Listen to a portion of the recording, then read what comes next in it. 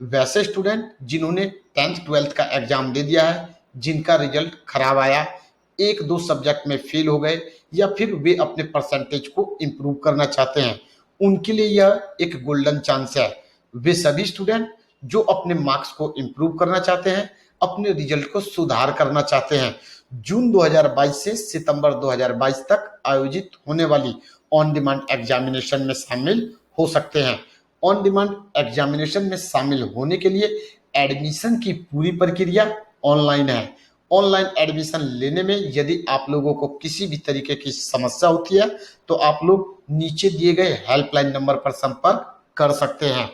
और यदि हम ऑनलाइन एडमिशन प्रोसेस के बारे में जानकारी प्राप्त करना चाहते हैं तो उसके लिए हमें प्रोसीजर ऑफ एडमिशन वाले ऑप्शन पर क्लिक करना होता है। हमारे सामने एक पीडीएफ ओपन हो जाता है जहां पर हमें बताया गया है कि ऑन डिमांड एग्जामिनेशन के लिए एडमिशन लेने हेतु हमें किन किन स्टेप को फॉलो करना होगा।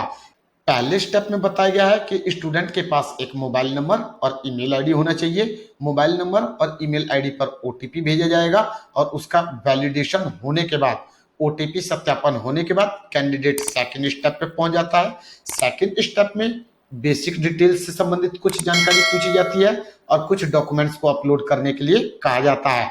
उसके बाद थर्ड स्टेप आता है जिसमें हमें एक लिस्ट ऑफ सब्जेक्ट मिलता है। यहाँ पर हमें उन सब्जेक्ट का जिसका एग्जाम हमने पिछले बोर्ड में दिया था, उन सभी सब्जेक्ट का चुनाव करना होता है। हम चौथे स्टेप में पहुंच जाते हैं। फोर्थ स्टेप में हमें फिर से लिस्ट ऑफ सब्जेक्ट मिलता है। फोर्थ स्टेप में हमें केवल उन सब्जेक्ट का चुनाव करना होता है जिन सब्जेक्ट का एग्जाम देकर जिसके मार्क्स को हम इम्प्रूव करना चाहते हैं। उसके बाद पांचवें स्टेप में हमसे एग्जाम सेंटर के बारे में जानकारी पूछा जाता है। जैसे ही हम अपने एग्जाम सेंटर का चुनाव कर लेते हैं, छठे स्टेप में हमें उस एग्जाम सेंटर से संबंधित date wise availability of seat के बारे में जानकारी मिल जाती है।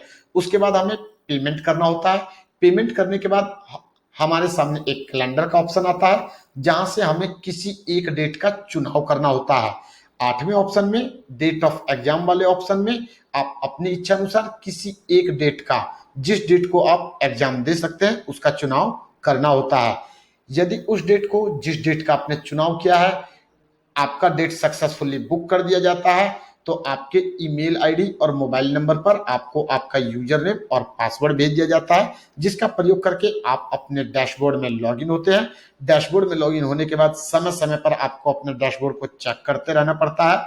जब आपको आपका आइडेंटिटी कार्ड और हॉल टिकट आपके डैशबोर्ड में मिल जाता है तो वहां से इसको डाउनलोड करके आपको अपने एग्जाम सेंटर पर जाकर एग्जाम देना होता है।